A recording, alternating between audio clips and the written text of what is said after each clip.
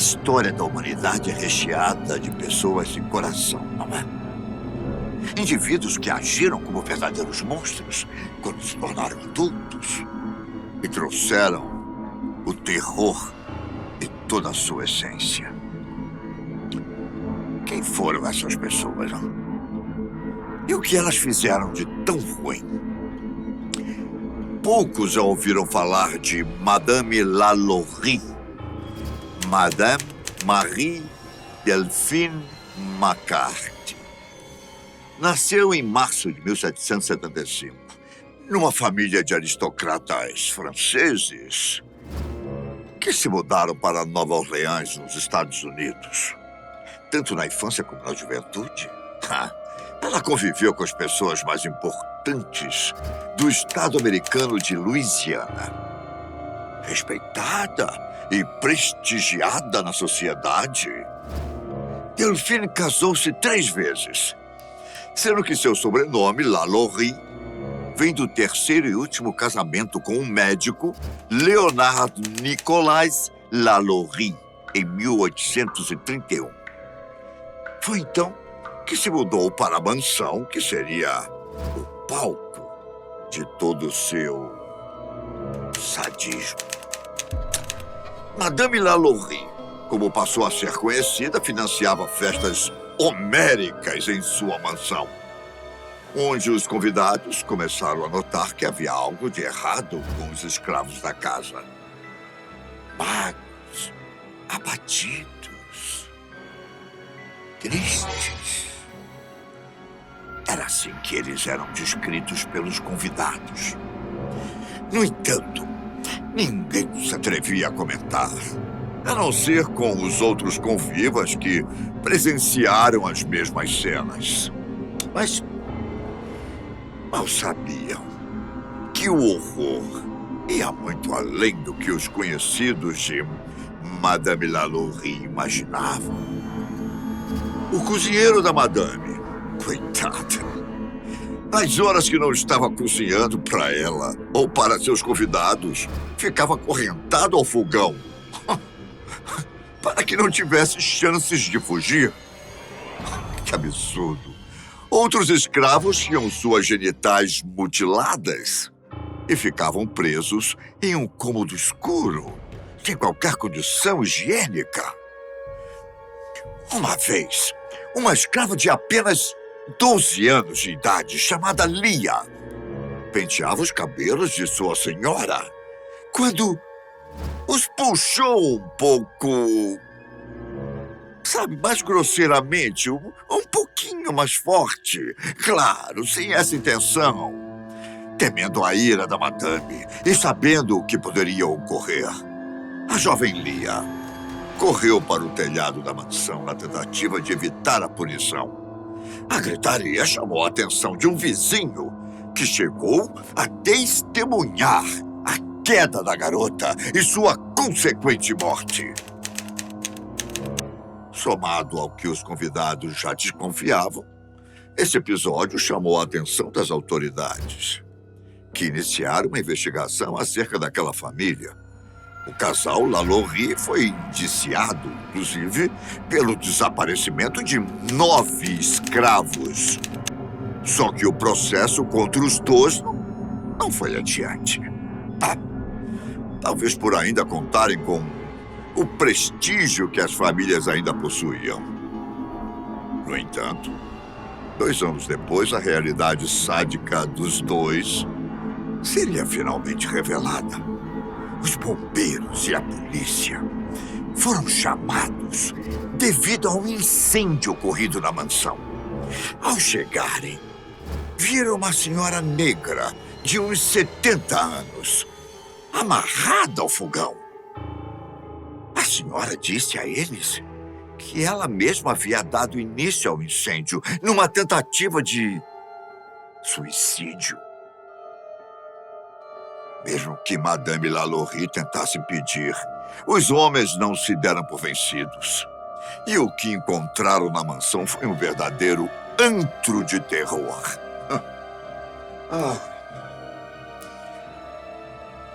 Além de corpos carbonizados de alguns escravos, por onde o fogo se alastrou, foram encontrados outros no tal alojamento escuro.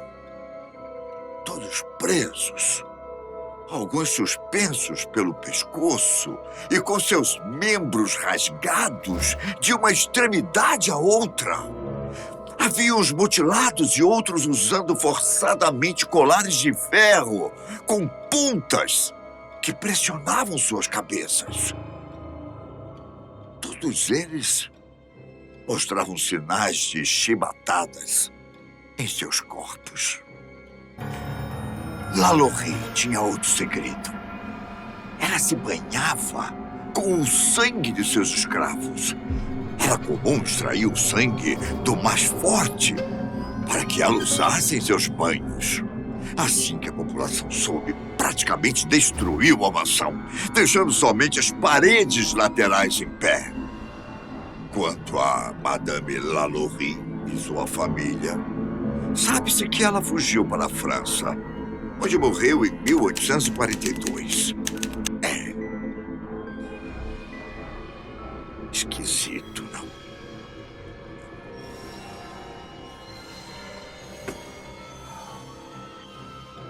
Assim como a Alemanha já teve seu Joseph Mengele,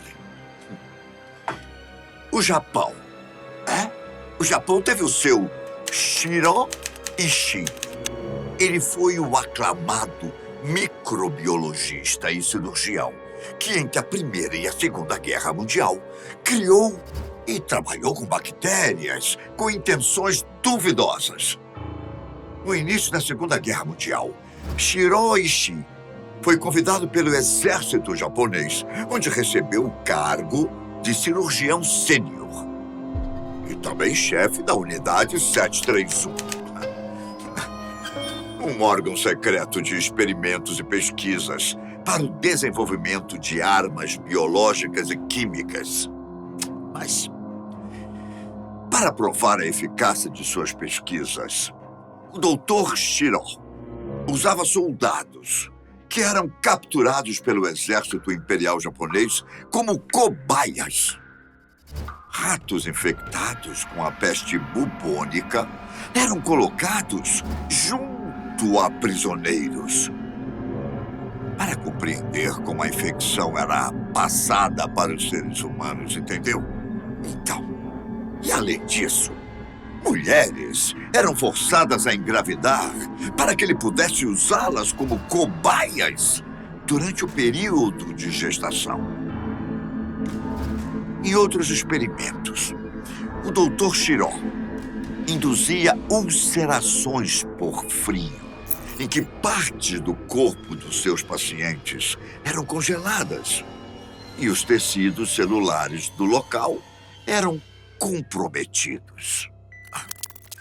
Dissecações dos indivíduos ainda vivos foram também executadas pela equipe do médico japonês.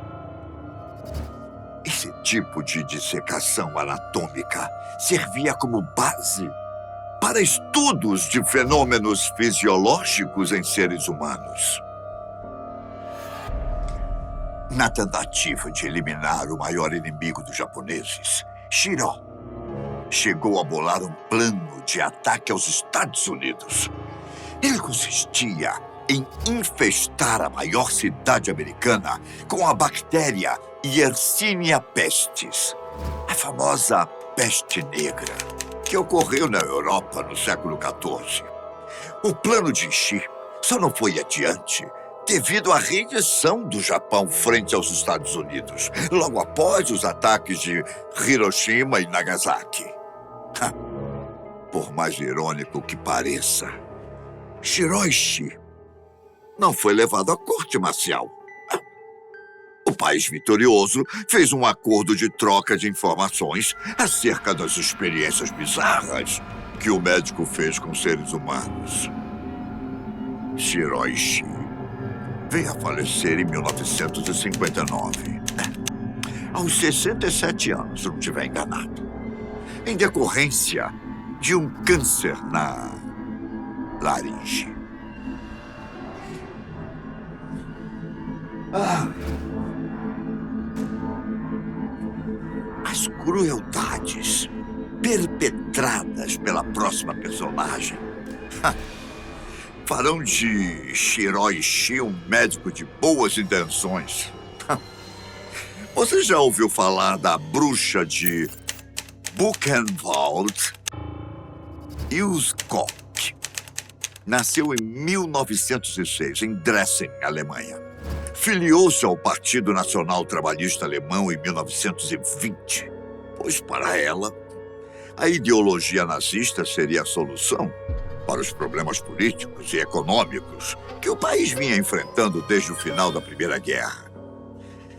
Em 1936, ela conheceu e se casou com o general SS Karl Otto Koch. Nesse ano, ela já era secretária do campo de concentração de Sachsenhausen, próximo a Berlim, onde ficavam prisioneiros políticos que não eram exterminados. No entanto, seu marido foi transferido para o novo campo de Buchenwald, aberto em julho de 1937, e fez questão que ela fosse com ele para o lugar. Como primeiro comandante, Karl incluiu sua esposa Ilse em suas tarefas, as quais ela desempenharia com honra. Além de se apropriar do dinheiro e dos pertences dos presos que iam cada vez mais se aglomerando no campo de concentração, Ilse humilhava e torturava os prisioneiros, ficando conhecida como a figura mais diabólica daquela prisão. Qualquer um que lançasse um olhar em sua direção era açoitado por policiais.